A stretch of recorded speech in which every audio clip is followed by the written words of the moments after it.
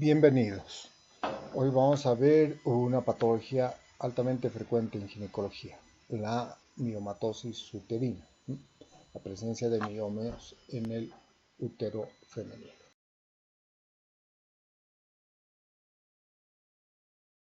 El tejido conectivo. Algunos datos epidemiológicos. Es la patología más frecuente del útero y de todo el aparato genital. Gran número de las consultas en ginecología vienen por esta patología.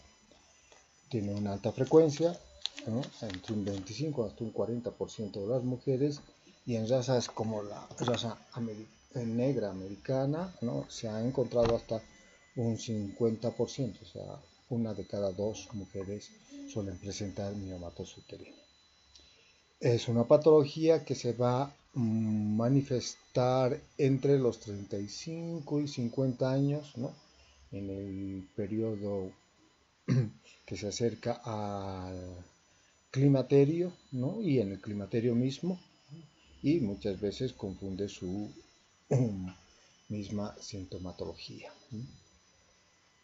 Felizmente es una neoplasia benigna que en un 99% de los casos va a corresponder a esto, a una patología benigna, ¿no? Menos del 1% termina en sarcoma, que es la variedad maligna. Dentro de factores de riesgo tenemos, como en la mayoría de las patologías, un carácter hereditario. Se ha visto familias de mujeres que han sido miomatosas, ¿no? Y tenemos también factores hormonales, ¿no? La presencia de las hormonas femeninas, la progesterona y los estrógenos, y en varias patologías que, por ejemplo, dan hiperestrogenismo, como la hiperplasia de endometrio, a su vez, ¿no? Influyen sobre el desarrollo de miomas. Hay distintas clasificaciones, ¿no? Algunos clasifican por topografía, ¿no? En corporales, cervicales, que son los menos frecuentes, ítmicos, de trompas, de ligamentos, en fin, que son raros.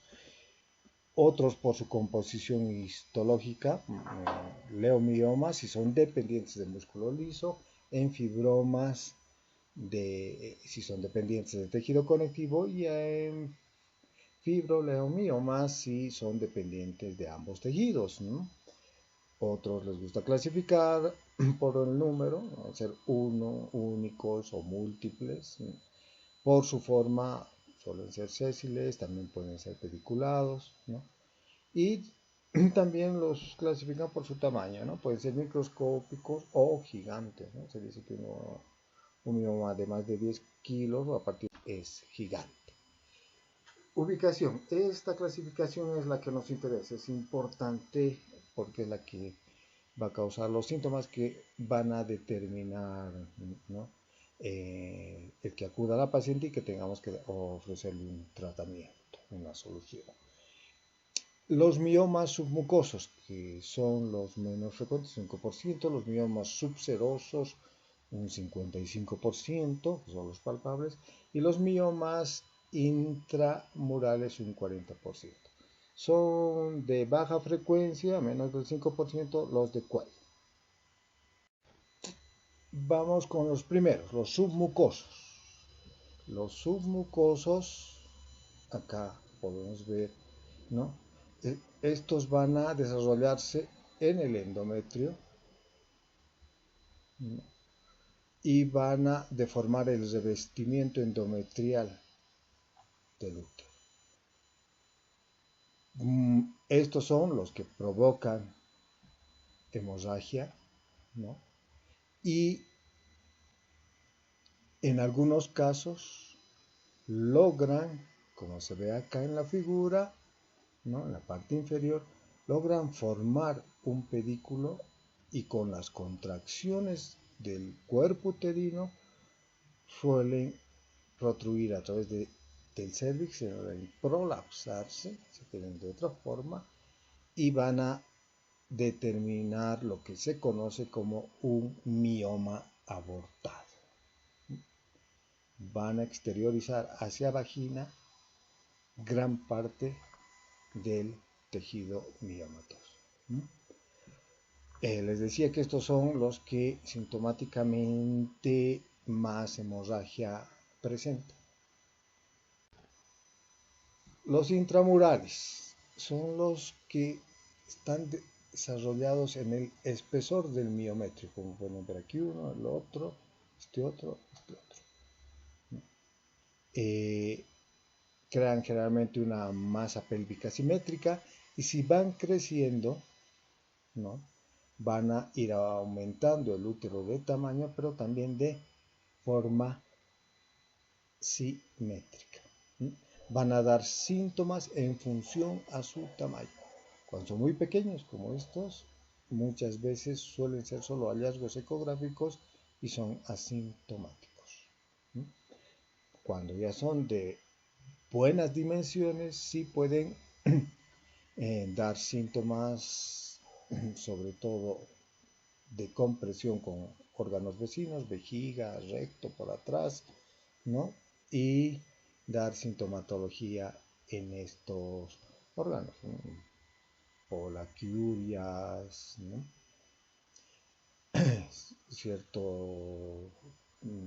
Ciertas dificultades en el recto también, con ser tenesmos, en fin. No, depende el volumen, depende mucho el volumen, como vamos a ver más adelante, hay miomas de grandes dimensiones y van a dar, pues, en función a eso, síntomas incluso mucho más severos en estos órganos. El tercer tipo de mioma según ubicación, los subserosos.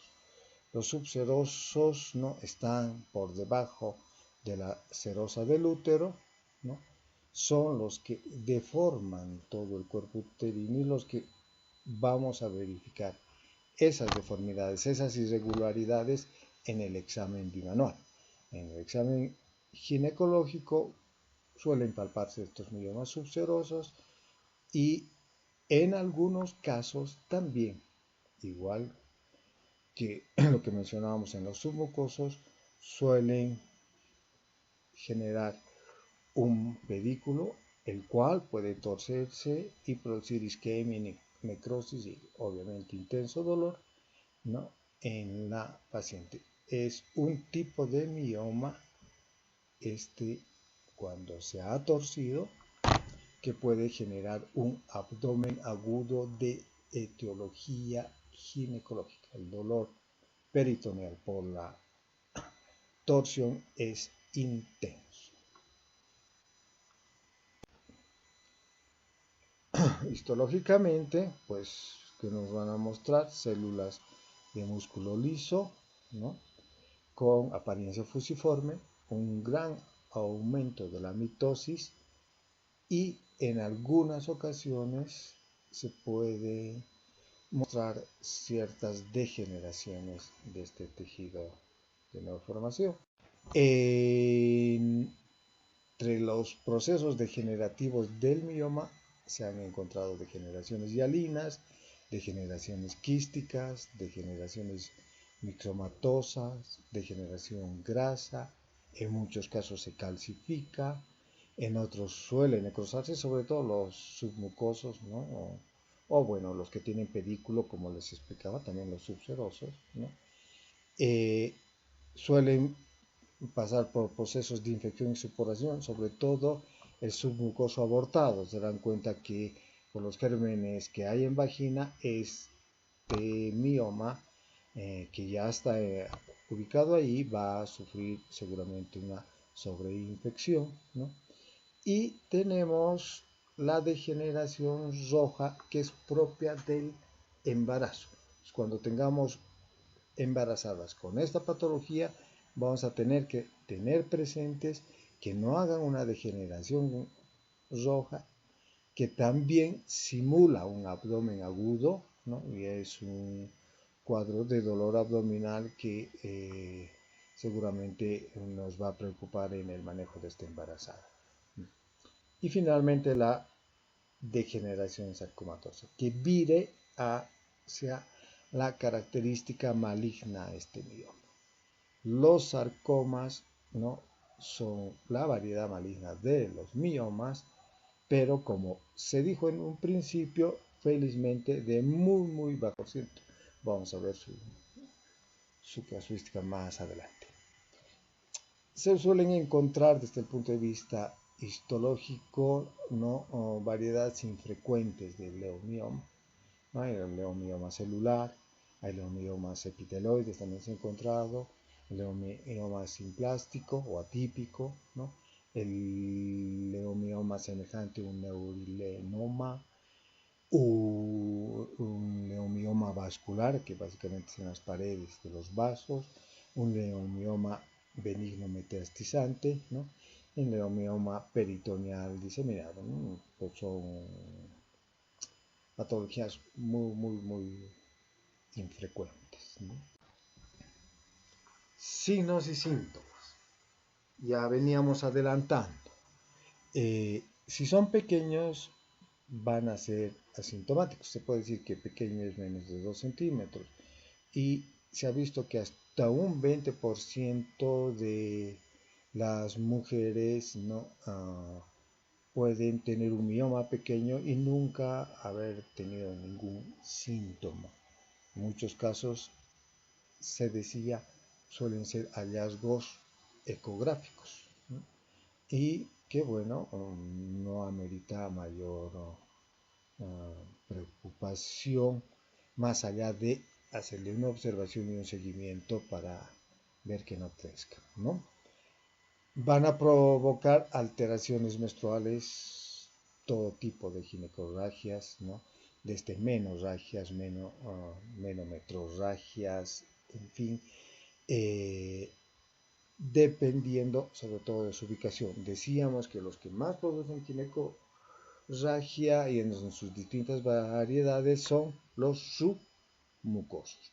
Muchas veces estos sangrados son de tantos días o son menstruaciones tan abundantes y tan prolongadas que generan en la paciente un síntoma secundario que mencionamos acá abajo, que es la anemia. Suelen presentar como síntoma el dolor pélvico tipo pesadez, sobre todo cuando el mioma es grande. Cuando es grande, suele encontrarse incluso una tumoración abdominal ya palpable, que en un examen abdominal simple seguramente vamos a poder, ¿no?, encontrar. Esto, cuando ya tiene esas características, seguramente, como vamos a hablar más adelante, ya van a ameritar un tratamiento. Suelen tener molestias de compresión, como dijimos, en vejiga y recto, ¿no?, y los submucosos que están en proceso de ser abortados suelen generar un flujo vaginal, ¿no?, producto de una sobreinfección, habíamos mencionado.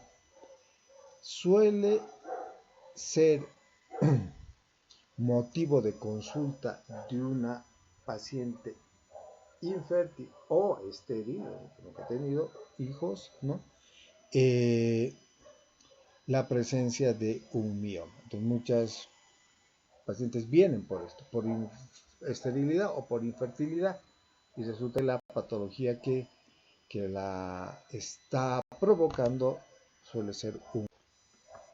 El diagnóstico. El diagnóstico siempre ha sido clínico. Todos ya sabemos hacer un examen bimanual, sabemos las dimensiones normales de un útero, su carácter regular, su consistencia muscular, ¿no?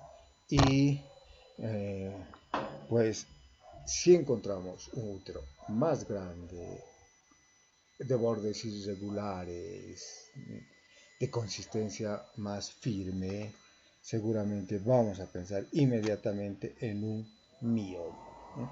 Muchas veces antes de la llegada de la ecografía, el diagnóstico era básicamente clínico y dependía de un buen examen bimanual, con vejiga vacía, ¿no? La paciente relajada y que nos permita, ¿no?, poder palpar todo el cuerpo uterino. Actualmente nos apoyamos en un examen de gabinete que felizmente está allá en la mayoría de los centros médicos, no solo en los hospitales, en centros de primer y segundo nivel también se los encuentra, y es la ecografía. Y en la ecografía fácilmente se va a poder, ¿no?, ver un mioma.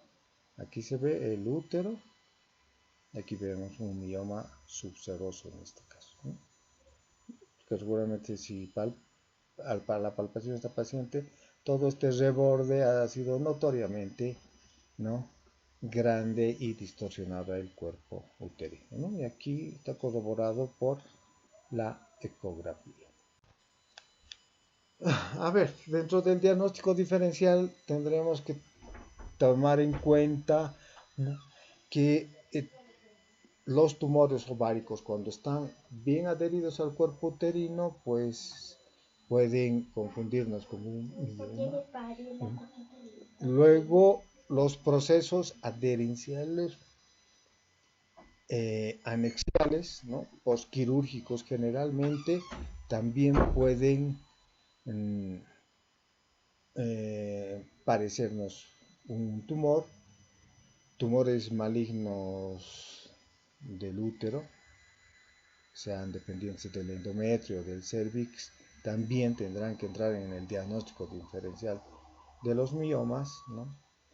La mola hidatiforme en muchos casos también ha sido considerado como una patología dentro de los que se tiene que tener en cuenta, sobre todo en las ecografías. Los miomas submucosos que ocupan toda la cavidad y cuando empiezan a degenerarse pueden dar imágenes parecidas a las que muestra la mola, y es un diagnóstico diferencial que fácilmente vamos a resolver pidiendo una prueba de embarazo o un trazado de su unidad beta, ¿no?, la hormona gonadotropina coriónica, porque el ecografista nos va a mandar con esa duda, ¿no?, o es un mioma submucoso degenerado o es una mola, ¿no?, y nosotros resolvemos con este simple examen laboratorial. Embarazo ectópico complicado también podría llegar en algún momento a formar parte de nuestro diagnóstico diferencial. Tratamiento. Bueno, decíamos que un 20% suelen ser asintomáticos. En este caso el tratamiento va a tener que ser expectante. Simplemente se citará a las pacientes para que vengan cada cierto tiempo, puede ser 6 meses, puede ser un año, a hacerse un control, y también un control por imágenes, por ecografía, para ver si no ha crecido y si no está dando síntomas, ¿no? Eso nos va a contar la paciente. Las pacientes son en muchos casos perimenopáusicas, ¿no? Y cuando son pequeños es bueno tranquilizarlas y decirles que, por ejemplo, está muy próxima a una menopausia, y pasada la menopausia ya va a caer el aporte hormonal, y al caer este influjo hormonal que tiene, esta increción hormonal que tiene las mujeres, va en el útero, el mioma, dejar de crecer, incluso muchas veces hasta regresionar un poco. Son tumores, lo dijimos, estrógeno, en muchos casos también la progesterona interviene, son hormonodependientes. La menopausia viene a cortar esto y pues dejan de ser un problema cuando son pequeños, ¿no? Hay un tratamiento médico que en algunos casos se ha dado para esto se está utilizando un agonista de la hormona liberadora de gonadotrofinas, ¿no? Comercialmente se llama Lupron, es el acetato de leuprolide, ¿no? Este tratamiento, al igual que el de los moduladores selectivos de los receptores de progesterona, ¿no? Con sus siglas MSRT, conocidas más por estas siglas, ¿no? Y dentro de ellas está la mifepristona, el acetato de ulipristal y el azoprisnil, ¿no? Todos estos, más que un tratamiento médico, se los ha estado utilizando para contener las hemorragias en los miomas que generan mucha hemorragia y anemizan a la paciente. Se ha utilizado de estos fármacos y con éxito, ¿no? Para reducir la cantidad de sangrado, en alguna medida contener que no crezcan, muy poco se ha visto de que se reduzca el tamaño, pero de que no sigan creciendo, y todo esto como un proceso preparatorio a la cirugía. Si tenemos que preparar en determinado tiempo, quizás a veces varias semanas o meses, a la paciente, nos viene bien este tratamiento médico, ¿no? Tanto de los agonistas de las hormonas liberadoras de gonadotropina como los moduladores selectivos de los receptores de progesterona. El tratamiento definitivo siempre va a ser el quirúrgico, ¿no? La histerectomía total en mujeres con paridad completa, ¿no? Ya no desean tener más niños, y que están premenopáusicas.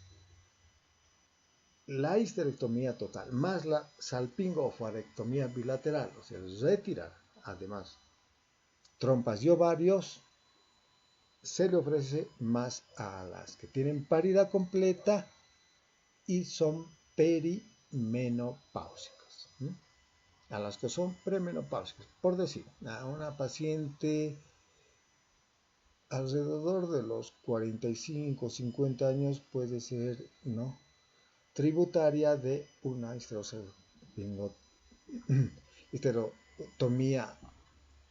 histerectomía total con salpingoforectomía bilateral, ¿no? Porque ya esos ovarios van a entrar en receso.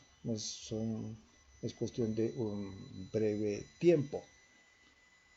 Pero si la paciente es más joven, de 35, 40 años, ¿no? Todavía necesitamos que las hormonas dependientes de sus ovarios estén vigentes, solamente iríamos por la histerectomía total. La miomectomía, que es la otra alternativa, el solo sacar los miomas, vamos a, sobre todo, procurar en pacientes jóvenes, mucho más jóvenes todavía que las que ya han pasado el grupo etario de los 30 40 años, ¿no? Las nuligestas, obviamente, las que no han tenido hijos y tienen todavía el deseo de un embarazo más adelante, y obviamente es el tratamiento electivo en las pacientes con infertilidad. Muchas veces se suele ser el tratamiento resolutivo para estas pacientes de infertilidad, ¿no? Luego de la miomectomía hay que probar si pueden ya tener niños. Es un esquema más o menos general de tratamiento, aunque puede variar de acuerdo al tamaño, a la magnitud de los síntomas, ¿no? Y en ese momento pues se tomará otro tipo de alternativas, pero básicamente están en eso: miomectomía, histerectomía, retirar todo el útero, y histerectomía más retiro, y salpingoforectomía, retirando los ovarios y trompas además. A ver, aquí hay varias técnicas. Una primera, podemos ver en esta imagen un mioma visto por histeroscopía. Obviamente va a ser un mioma submucoso. Si es pequeño, puede ser resuelto mediante esta vía, ¿no? Mediante la histeroscopía. Si es pequeño, se puede resecar mediante esta vía. Se lo puede extraer mediante. Otra vía de abordaje es la laparoscopía, ¿no? Para miomas no muy grandes tampoco. Aquí podemos ver en la figura, ¿no? Y tenemos un útero que es incluso un poco más pequeño que el mioma. La dificultad no es tanto técnica de retirar el mioma o el útero, sin técnica en sí, sino el poder sacar mediante el agujero del laparoscopio los pedazos de mioma. En este caso hay algunas técnicas que permiten, ¿no? Sacar por pedazos con un sistema eléctrico que vaya cortando pedazos de mioma, ir sacando. Pero bueno, si es muy grande, mejor ni intentarlo, ir nomás a la clásica laparotomía y a cielo abierto retirar el útero, ¿no? La laparoscopía entonces es otra alternativa quirúrgica, pero para los miomas grandes como los que se ve en la figura, la única alternativa es la operación a cielo abierto, ¿no? Una laparoscopía en la que se ve aquí, se extrae un tumor de buen tamaño, ya se lo puede considerar, ¿no? Bueno, finalmente le vamos a dar un pequeño tiempo a esto que es infrecuente, felizmente, ¿no? Entonces, no asusten a sus pacientes con miomatosis, con la posibilidad de malignización. Vemos que los sarcomas, decíamos que la degeneración o la variedad maligna de los miomas son los sarcomas, ¿no? Están en una bajísima frecuencia, miren, 0,1 a 0,5% de los miomas se extirpan. Entonces no hay que asustar a los pacientes, hay que siempre tener un comportamiento ético, es decir que bueno, si se le va a retirar el mioma, va a ser cuando presente síntomas y amerite, no porque pueda virar, ¿no? Con este porcentaje a una malignidad. Cuando sospechamos de un sarcoma, ¿no? Sospechamos cuando tenemos, ¿no?, en posmenopáusicas y ancianas una metrorragia, ellas ya tendrían que haber dejado hace tiempo de tener sangrados ginecológicos, y vemos un crecimiento rápido. El diagnóstico lo vamos a dar por la invasión local que genera el tumor, el sarcoma, lo vemos acá, por la metástasis que también genera los sarcomas, y como siempre, luego de extraer la pieza quirúrgica, el diagnóstico final nos va a dar la histopatología. Y un último tiempo nos damos para hablar de mioma y embarazo. Se presenta en el 1% de las embarazadas. Como es un tumor hormonodependiente, suele aumentar su tamaño durante la gestación, así es que tendremos que tener un cuidado especial en el control prenatal de toda mujer embarazada y que es portadora de un mioma, ¿no? Nos vamos a dar cuenta porque hay una disociación entre la altura uterina y la edad gestacional, ¿no? Hay un aumento del tamaño real entre un 50 y un 70%, como se menciona acá, ¿no?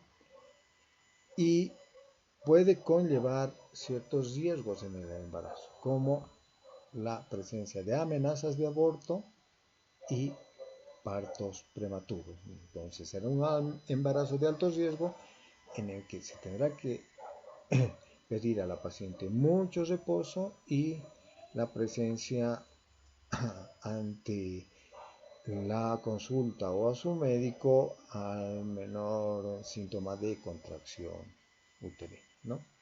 Habíamos mencionado antes que suele darse este evento que es excepcional también, no es muy frecuente, que es el abdomen agudo por degeneración de ese mioma. Es una degeneración, ¿no?, denominada degeneración roja, degeneración cárnea, ¿no?, cárnea en otros textos, que es típica del mioma en el embarazo.